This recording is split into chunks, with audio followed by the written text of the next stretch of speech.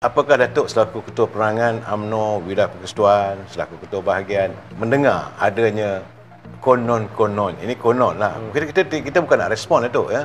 Kita bukan nak respon pada apa yang itu, tapi kerana ia telah dicetuskan dalam beberapa media sosial bahawa adanya ahli-ahli parlimen daripada UMNO Barisan Nasional yang bakal kononnya melompat 14 orang. 14 orang. Okey, saya nak tanya Datuk sebagai Ketua Perangan lah. Saya Datuk. Saya tak rasa lah tu benda tu. Itu mainan persepsi dan nak cuba create naratif lah kepada rakyat yang kerajaan yang sekarang sedia ada ni macam satu kerajaan yang tengah longgar. Ya. Saya nak cabarlah kepada yang saya tengok ada daripada Telegram edisi siasat.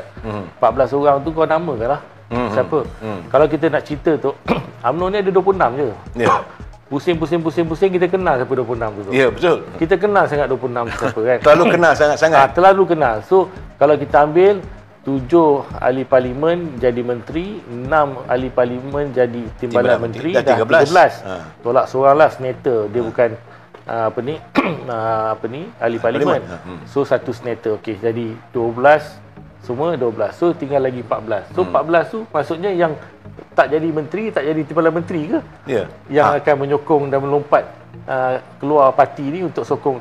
Dan kalau dia lompat 14, sekarang ni PN itu dah tolak dulu, dia ada 74 campur 1 dengan Syed Saddiq. Tapi sekarang ni dia orang dah tolak Syed Saddiq ni tu sebab Syed Saddiq dah sokong balik.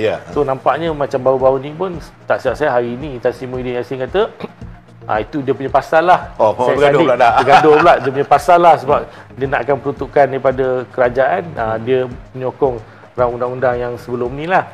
So kalau kita ambil 73 tolak 6 dah consider lompat jadi 67 campur 14. 67 campur 14 jadi 81. Tang mana boleh jadi kerajaan 81 tu? Saya nak tanyalah. Tang mana yang dia boleh jadi kerajaan 81? Takkanlah ahli parlimen UMNO yang 14 orang ni dungu sangat tu.